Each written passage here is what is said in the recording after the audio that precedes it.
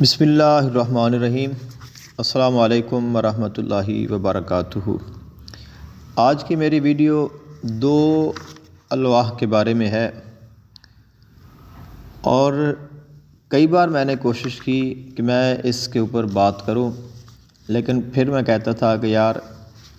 ہم کسی کے اوپر اعتراض کیوں کریں، کسی پر تنقید کیوں کریں، اور کسی کے کام پہ ہمیں بات کرنے کا کوئی حق حاصل نہیں ہے۔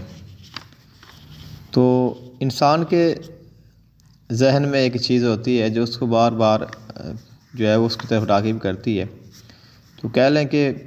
میں بھی ایسا ہی ہوں، تو مجھ سے رہا نہیں گیا۔ دو الواح ہیں جو میں نے دیکھی ہیں،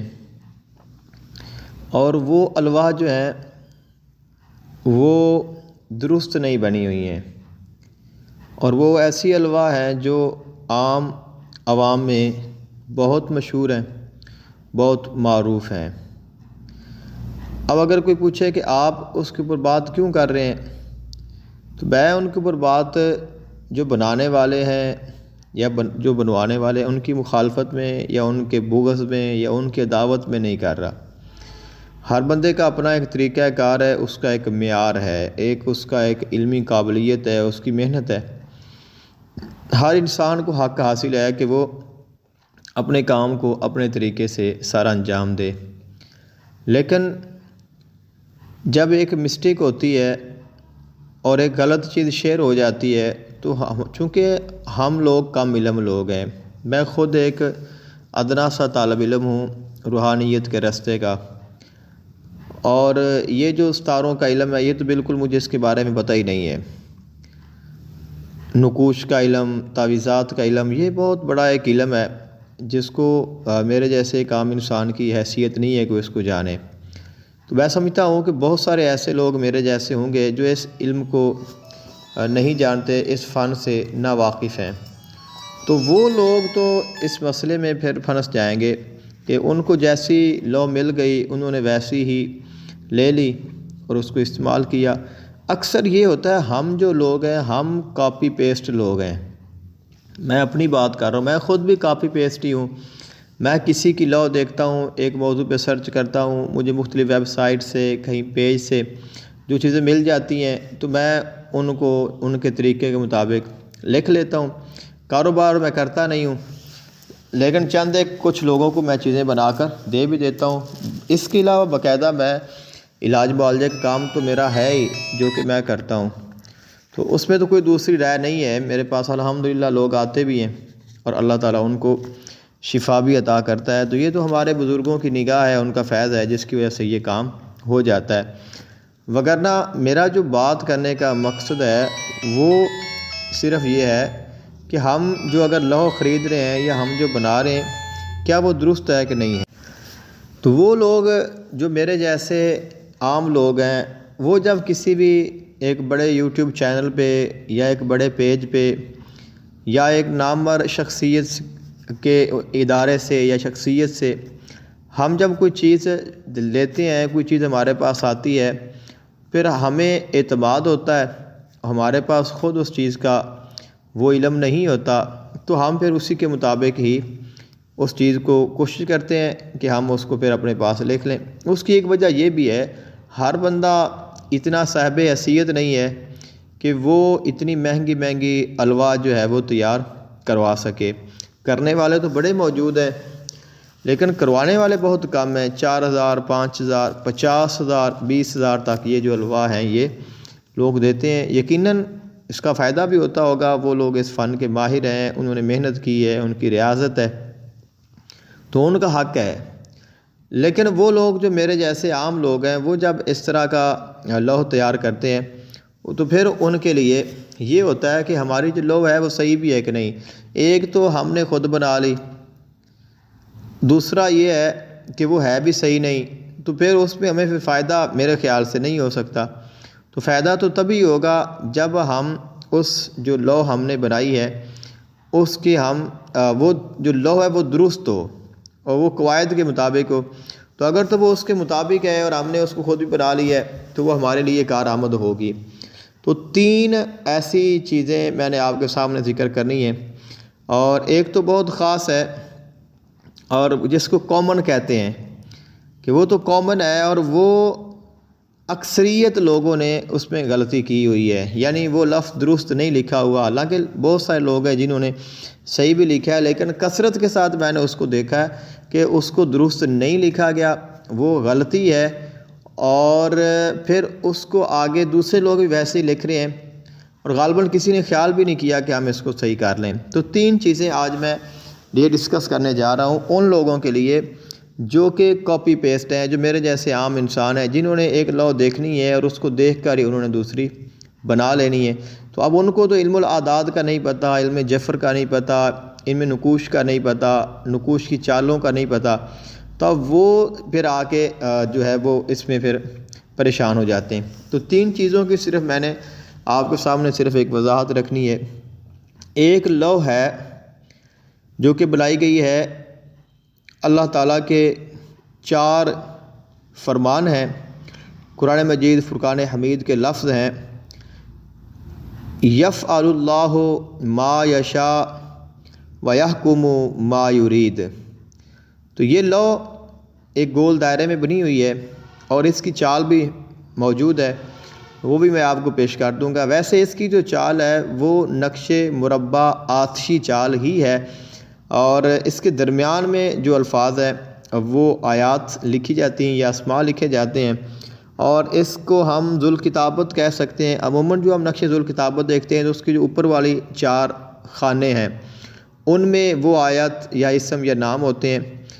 بعض ہم نقوش دیکھتے ہیں کہ ان کے درمیان میں آیات یا الفاظ یا اسماء لکھے ہوتے ہیں، تو ان کا اور ان کا جو طریقہ ہے بھرنے کا وہ سیم ہی ہے، یعنی اس خانے میں ہم عدد نہیں لکھیں گے بلکہ ہم وہ لفظ لکھیں گے، اور اس لفظ کے اعداد کے مطابق ہی جو 4 باقی اس کے خانے ہوں گے وہ فل ہوں گے، یعنی اس کے 4 دور ہوتے ہیں۔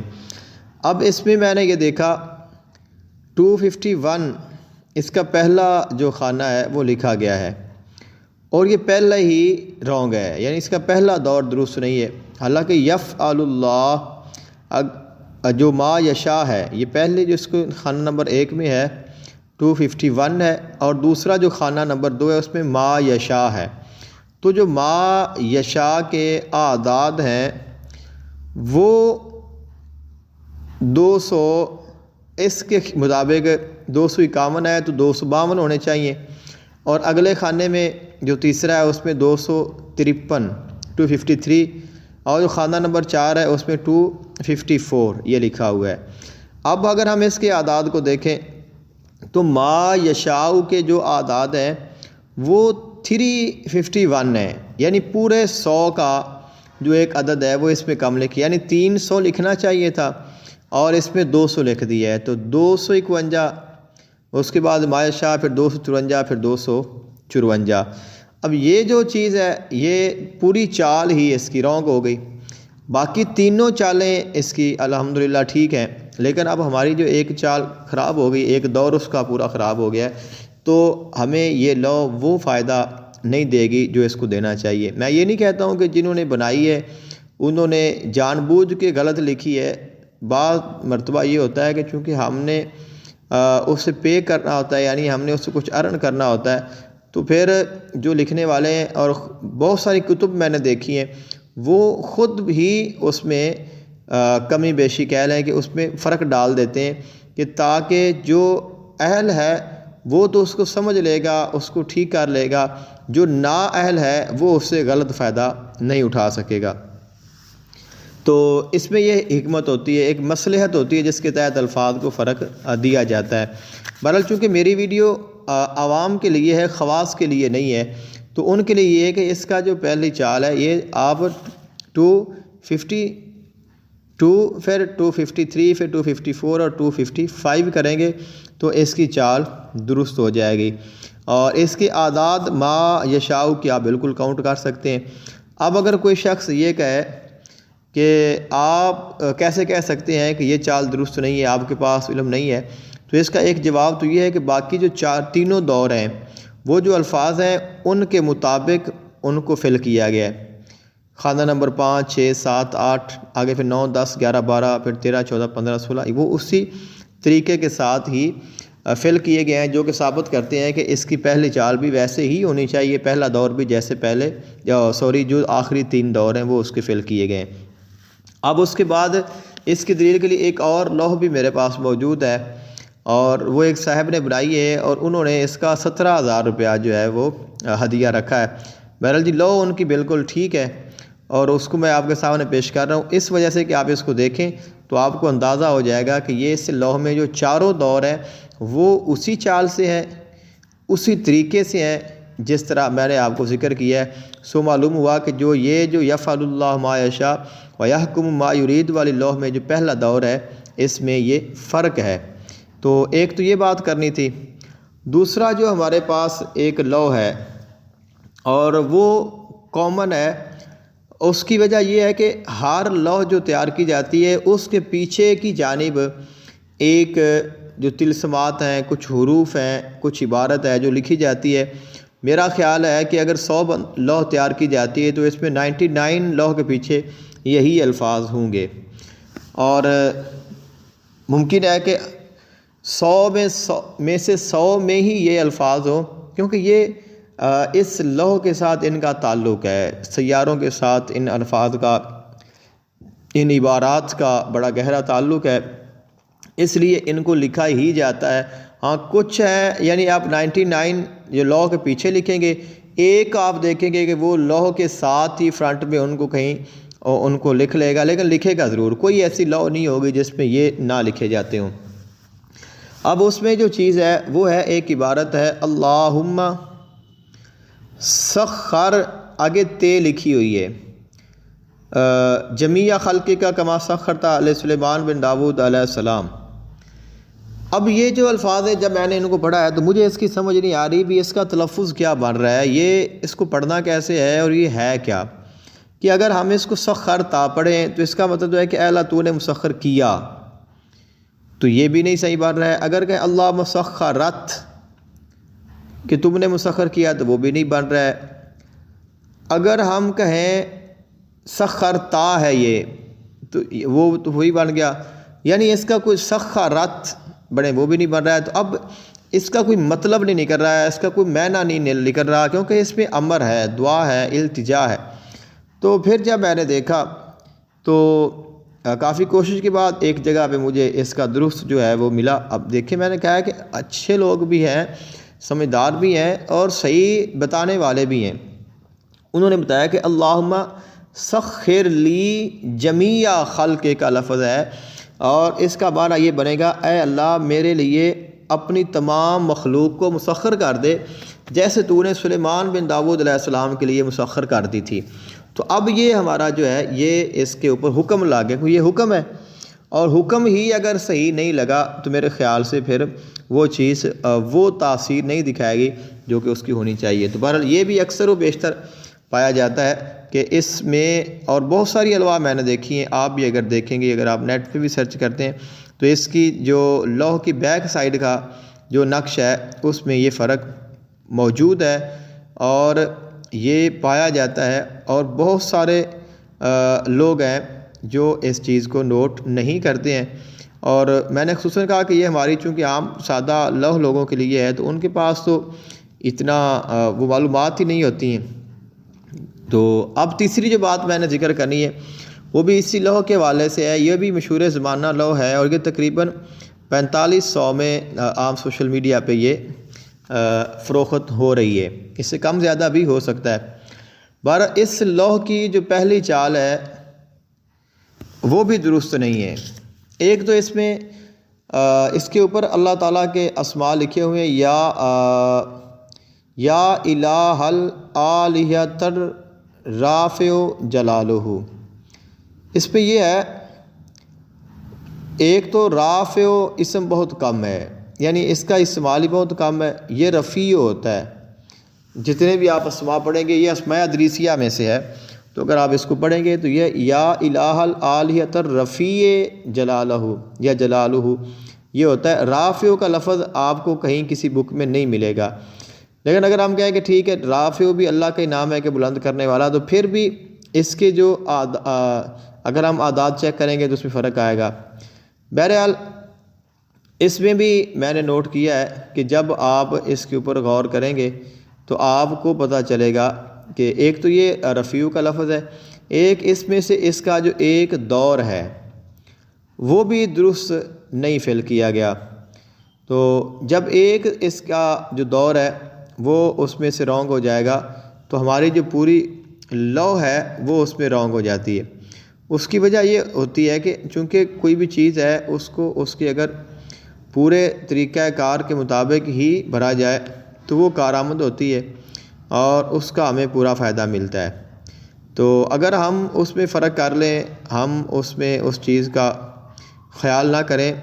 تو پھر اس کے ساتھ ہماری جو لو ہے اس کی وہ تاثیر باقی نہیں رہتی۔